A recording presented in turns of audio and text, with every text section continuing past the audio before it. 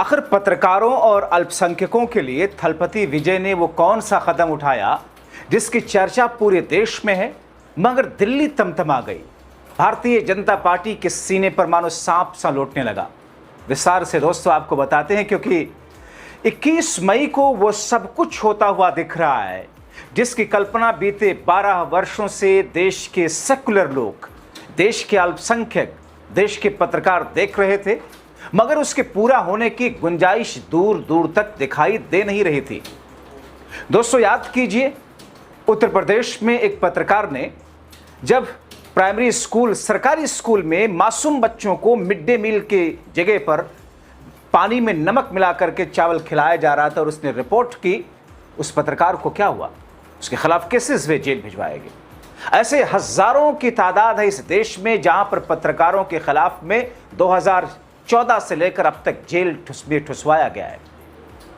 दूसरी तरफ अल्पसंख्यकों को लेकर खुलेआम भारतीय जनता पार्टी के गुंडेनुमा नेता, उनके कार्यकर्ता जिस तौर पर धमकियां देते हैं, जिस तौर पर गरीब मजदूर, रेड़ी पटरी वाले, मुस्लिम नाम वाले सब्जी विक्रेताओं के साथ में जिस तरीके से व्यवहार करते हैं, पेड़ों से बात कर मारते हैं, अब ऐसे में थलपति विजय का ये कदम ये दर्शाता है कि साहब थलपति विजय ने जो शुरुआत में ऐलान किया था कि मेरी सरकार सामाजिक न्याय, सेकुलरिज्म के मुद्दे, बिना धर्म जाति के भेदभाव के सबके लिए होगी, सबका विकास होगा, उसमें किसी के सीने पर सांप लौटना है तो लौटते रहे, मेरे खिलाफ कोई षड्यंत्र करना चाहे तो करता रहे।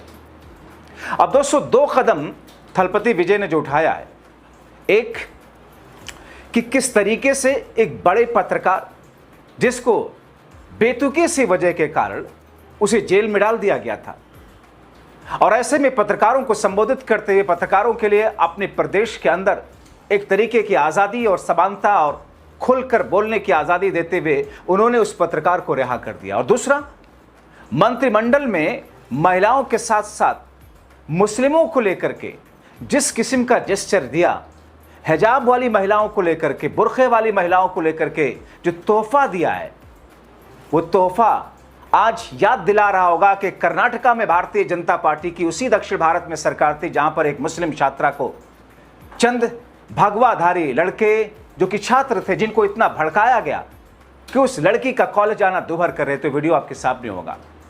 दोस्तों मंत्रिपरिषद की अगर बात करें तो मंत्रिपरिषद में थलपति ने कुछ ऐसा किया जिसकी चर्चा तो हर तरफ हो ही रही है, और कहा जा रहा है कि नेताओं को, पार्टियों को सीखना चाहिए जिसमें धर्म जाति नहीं देखा जाता, योग्यता के आधार पर, धर्मनिरपेक्षता वाले, समानता वाले विचारधारा, बिना हिंदू मुस्लिम के ध्रुवीकरण और खाई को पैदा किए हुए डॉक्टर अंबेडकर वाली के कामराज वाले सिद्धांतों पर, द्रविड़ राजनीति की परंपरा के अनुसार पार्टी किस तौर पर फैसला लेती है, जिसकी नजीर आज थलपति विजय ने दिखाई। मगर ज़ात सबसे पहले पत्रकारों के साथ इंसाफ की, क्योंकि थलपति का पत्रकारों के साथ हो रहे अन्याय के खिलाफ जो फैसला है उसे एक तरीके से पूरे पत्रकार समाज के तोहफे के तौर पर देखा जा रहा है।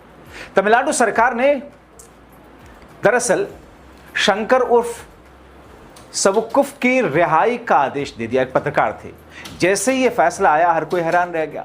विजय के इस कदम पर भाजपा सवाल उठाने लगी, क्योंकि सच्चे पत्रकार तो भाजपा के लिए रावण सरीखे हैं।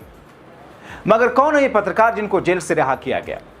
दोस्तों पेशे से जर्नलिस्ट और तमिलनाडु के बड़े पत्रकार शंकर उर्फ सवुक्कु। शंकर तमिलनाडु के जाने माने पत्रकार और आजकल यूट्यूबर पत्रकार हैं, जो अपनी बेबाक राय, सरकार और सिस्टम पर तीखे सवालों के लिए पहचाने जाते हैं। 8 अप्रैल 2026 को आंध्र प्रदेश के ओंगोल से इन्हें गिरफ्तार किया गया, और उन पर जो आरोप है उन्हें जानकर आप हंसेंगे। उन पर आरोप था कि चेन्नई लाए जाने के दौरान उन्होंने पुलिस एस्कॉर्ट टीम पर पथराव किया। हत्या के इस मामले में हत्या के प्रयास का केस दर्ज कर लिया गया। अब सोचिए, हालांकि पिछले हफ्ते मद्रास हाईकोर्ट ने जांच में हुई प्रगति को देखते हुए उन इस मामले में जमानत दे दी थी। अब निरोधात्मक हिरासत भी रद्द होने के बाद शंकर की रिहाई का रास्ता पूरी तरह साफ हुआ। उनकी गिरफ्तारी और बार बार हिरासत का मामला तमिलनाडु में लगातार राजनीतिक बहस का विषय बना रहा। उनके समर्थक इसे प्रेस की आज़ादी से जोड़कर देखते रहे। अब दोस्तों उनकी ये रिहाई का फैसला कैसे हुआ, जल्दी से आपको भी बता दें। राज्य सरकार सलाहकार बोर्ड की समीक्षा के बाद आया। बोर्ड ने तमिलनाडु प्रिवेंटिव डिटेंशन एक्ट 1982 की धारा 10 के तहत शंकर की हिरासत की जांच की और इस दौरान हिरासत में लेने वाली एजेंसी के दस्तावेज देखे गए, शंकर के मौखिक दलीलें सुनी गई। सभी पहलुओं पर विचार के बाद बोर्ड ने सर्वसम्मति से माना कि निरोधात्मक हिरासत में रखने के लिए पर्याप्त औचित्य है ही नहीं और उसके बाद राज्य सरकार ने बोर्ड की सिफारिशों को स्वीकार करते हुए आदेश जारी कर दिया। अपने आदेश में साफ कहा कि सवुक्कुफ शंकर को तत्काल रिहा कीजिए। उधर दोस्तों, नई तरीके की राजनीति करने का वादा कर पहली बार सत्ता में आए थलपति विजय ने अपने मंत्री परिषद के चुनाव को लेकर के जिस किस्म से उन्होंने विभागों का बंटवारा किया, उसने पूरी पुरानी परंपराओं को तोड़ दिया। विजय की सरकार ने कैबिनेट विस्तार में अपनी कैबिनेट में जहां 23 मंत्रियों को शामिल किया, मगर मंत्रियों को उनके विभागों के बंटवारा करने में विजय ने जाति या राजनीतिक संतुलन के बजाय योग्यता और समानता देखी और यही वजह है कि अल्पसंख्यक समाज को भी पूरी तरीके से तवज्जो दी गई है।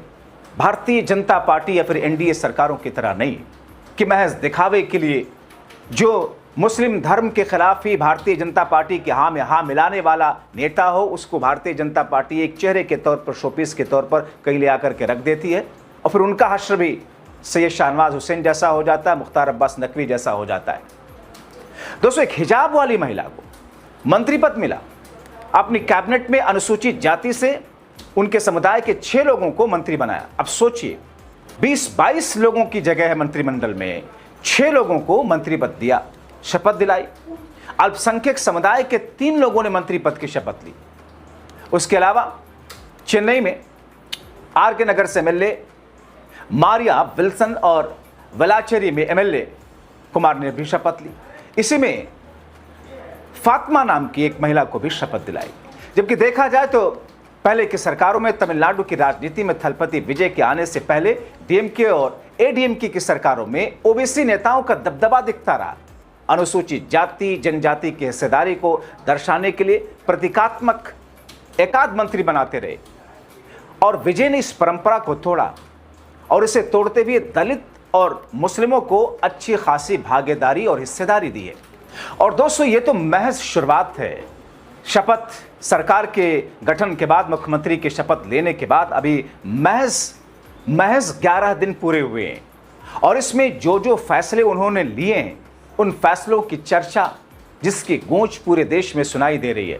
कई सारे राजनीतिक बुद्धिजीवी और लोग ये कह रहे हैं कि अगर मौजूदा वक्त में देश के राजनीतिज्ञ, राज्यों के अलग अलग मुख्यमंत्री और नेता पार्टियों के थलपति विजय इस वक्त जैसे हैं, अगर वैसे 1 साल के लिए हो जाएं तो इस देश का कायाकल्प हो जाए, तो वाकई शायद ये देश विश्व गुरु बनने की राह पर एक ट्रैक की तरफ एक कदम बढ़ा ले। ये और बात है कि भारतीय जनता पार्टी और साहब कहते रहते हैं हम तो विश्व गुरु बनने जा रहे हैं।